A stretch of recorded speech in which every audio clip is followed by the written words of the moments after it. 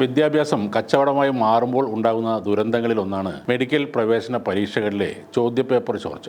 22 ലക്ഷത്തിലേറെ വിദ്യാർത്ഥികൾ പരീക്ഷ എഴുതിയ നീറ്റ് യുജിയുടെ 720 മാർക്കിന്റെ ചോദ്യങ്ങളിൽ 600 എണ്ണവും ചോർന്നതിനെ തുടർന്ന് വിദ്യാർത്ഥികളും രക്ഷിതാക്കളും ആശങ്കയിലായി. സംസ്ഥാന തലത്തിൽ നടത്തിവന്നിരുന്ന പരീക്ഷകൾ റദ്ദാക്കിക്കൊണ്ട് നാഷണൽ ടെസ്റ്റിംഗ് ഏജൻസിയുടെ നേതൃത്വത്തിൽ ഒറ്റ പരീക്ഷ അടിച്ചേൽപ്പിക്കുമ്പോൾ കേന്ദ്ര സർക്കാർ പറഞ്ഞത് ഒരു രാജ്യം ഒരു പരീക്ഷ എന്നായിരുന്നു. എന്നാൽ അതിനുശേഷം നിരവധി തവണ നീറ്റ് പരീക്ഷ വിവാദത്തിലാവുകയും ചെയ്തു. എല്ലാവരെയും ഞെട്ടിച്ചുകൊണ്ട് 2024 മുഴുവൻ മാർക്കും നേടി 67 പേരാണ് ഒന്നാം റാങ്ക് നേടിയത്. വല്ലാത്ത അമ്പരപ്പോടെയാണ് ജനം ആ വാർത്ത കേട്ടത്. സുപ്രീം കോടതി പരീക്ഷ നടത്തിപ്പിൽ അവിശ്വാസം രേഖപ്പെടുത്തി. തുടർന്ന് CBI അന്വേഷണം നടത്തി. നാഷണൽ ടെസ്റ്റിംഗ് ഏജൻസിയുടെ മുൻ ചെയർമാന്റെ നേതൃത്വത്തിൽ അന്വേഷണ സമിതിയെ നിയോഗിച്ചു. പിന്നീട് എന്തുണ്ടായി എന്ന് ചോദിച്ചാൽ പിന്നീട് ഒന്നും ഉണ്ടായില്ല.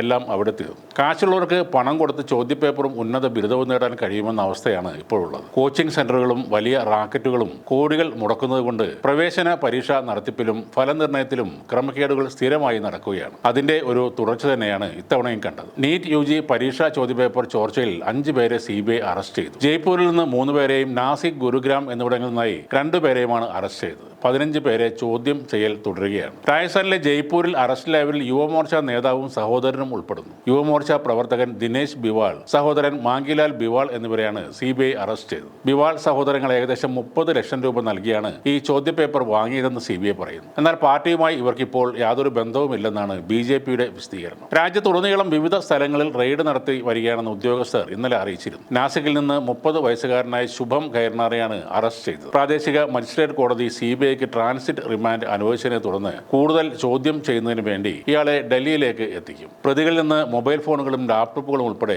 നിരവധി ഡിജിറ്റൽ ഉപകരണങ്ങൾ CBI പിടിച്ചെടുത്തിട്ടുണ്ട്. പരീക്ഷാ പേപ്പറുകൾ പ്രചരിപ്പിക്കാൻ ഉപയോഗിച്ചേക്കാവുന്ന മെസ്സേജിംഗ് ആപ്ലിക്കേഷനുകൾ കണ്ടെത്തുന്നതിന് ഫോറൻസിക് പരിശോധനയ്ക്ക് അയക്കുമെന്നും അന്വേഷണ ഉദ്യോഗസ്ഥർ പറയുന്നു. ചോദ്യപേപ്പർ ചോർച്ച കേസിൽ ഇപ്പോൾ കേരളം അടക്കം 10 സംസ്ഥാനങ്ങളിലേക്കാണ് അന്വേഷണം വരുന്നത്. ചോദ്യപേപ്പർ ചോർന്നതിന് പിന്നാലെ തയ്യാറാക്കിയ മാതൃകാ ചോദ്യാവലി കേരളത്തിലും എത്തിയെന്ന കണ്ടെത്തലാണ് അന്വേഷണത്തെ കൂടുതൽ ഗൗരവത്തിലാക്കുന്നത്. രാജസ്ഥാൻ പോലീസ് നേരത്തെ കണ്ടെത്തിയ 200ഓളം വിദ്യാർത്ഥികളുടെ വിവരങ്ങൾ CBIക്ക് കൈമാറിയിരുന്നു. ഇവരിൽ കേരളത്തിലെ 2 ജില്ലകളിൽ നിന്നുള്ള വിദ്യാർത്ഥികളും ഉൾപ്പെട്ടിട്ടുണ്ട് എന്നാണ് വിവരം. ചിലർക്കെങ്കിലും പരീക്ഷയ്ക്ക് മുൻകൂട്ടി ചോദ്യങ്ങൾ ലഭിച്ചിരുന്നു എന്ന സൂചനകളും അന്വേഷണ ഏജൻസിക്ക് കിട്ടിയിട്ടുണ്ട്. അതേസമയം ചോദ്യപേപ്പർ ചോർച്ചയുടെ രീതി മുൻകാല തട്ടിപ്പുകളിൽ നിന്നെല്ലാം വ്യത്യസ്തമാണെന്നാണ് അന്വേഷണത്തിൽ പുറത്തുവരുന്ന കാര്യം. സാധാരണയായി പരീക്ഷാ കേന്ദ്രങ്ങളിലേക്ക് ചോദ്യപേപ്പർ എത്തിക്കുന്ന ഘട്ടത്തിലാണ് ചോർച്ച നടക്കാറുള്ളത്. എന്നാൽ ഇത്തവണ ചോദ്യപേപ്പർ അച്ചടിച്ച ആ പ്രസ്സിൽ നിന്ന് തന്നെ അത് പുറത്തായെന്നാണ് CBIയുടെ പ്രാഥമിക കണ്ടെത്തൽ. നാസിക്കിലെ ഒരു പ്രസ്സിലായിരുന്നു ഈ വർഷത്തെ നീറ്റ് ചോദ്യപേപ്പർ അച്ചടിച്ചത്. അവിടെ നിന്നാണ് മെഡിക്കൽ വിദ്യാർത്ഥിയായ ശുഭം ഖൈർനാക്കിനെ ചോദ്യപേപ്പർ ലഭിച്ചതെന്ന് അന്വേഷണ സംഘം കണ്ടെത്തിയിട്ടുണ്ട്. ഇയാൾ പിന്നീട് ഹരിയാനയിലെ ഒരു ഡോക്ടർക്ക് കൊറിയർ വഴി ഈ ചോദ്യപേപ്പർ കൈമാറിയതായും അവിടെ നിന്നാണ് രാജസ്ഥാനിലെ മനീഷ് യാദവ്, രാകേഷ് കുമാർ എന്നിവരിലേക്ക് അത് എത്തിയതെന്നും റിപ്പോർട്ടുകളുണ്ട്. ടെലഗ്രാം, വാട്സപ്പ് പോലുള്ള സോഷ്യൽ മീഡിയ പ്ലാറ്റ്ഫോമുകൾ വഴിയാണ് ചോദ്യാവലികൾ വിറ്റഴിച്ചതെന്നും 25,000 രൂപ മുതൽ 2 ലക്ഷം രൂപ വരെ ഇതിന് ഈടാക്കിയിരുന്നെന്നും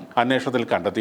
പ്രൈവറ്റ് മാഫിയ എന്ന ടെലഗ്രാം ചാനൽ വഴിയും ചോദ്യപേപ്പർ പ്രചരിച്ചെന്ന സംശയവും അന്വേഷണ ഏജൻസിക്കുണ്ട്. കേരളത്തിൽ പഠിക്കുന്ന രാജസ്ഥാനിലെ ചുരു സ്വദേശിയായ മെഡിക്കൽ വിദ്യാർത്ഥിയും ഈ റാക്കറ്റിലെ പ്രധാന കണ്ണിയാണെന്ന സംശയത്തിലാണ് അന്വേഷണ സംഘം. ഇയാൾ വഴിയാണ് കേരളത്തിലെ ചില വിദ്യാർത്ഥികൾക്ക് മാതൃകാ ചോദ്യപേപ്പർ എത്തിയതെന്നാണ് റിപ്പോർട്ടുകൾ. മാതൃകാ ചോദ്യപേപ്പറിലും യഥാർത്ഥ ചോദ്യപേപ്പറും തമ്മിലുള്ള സാമ്യം അന്വേഷണത്തെ കൂടുതൽ ശക്തമാക്കുകയാണ്. ബയോളജിയിലെ 90 ചോദ്യങ്ങളും കെമിസ്ട്രിയിലെ 45 ചോദ്യങ്ങളിൽ 35 എണ്ണവും യഥാർത്ഥ പരീക്ഷയിൽ ഉണ്ടായിരുന്നതായി കണ്ടെത്തിയിട്ടുണ്ട്. ചോദ്യപേപ്പർ ചോർച്ച ആരോപണത്തെ തുടർന്ന് നാഷണൽ ടെസ്റ്റിംഗ് ഏജൻസി ആ പരീക്ഷ റദ്ദാക്കിയിട്ടുണ്ട്.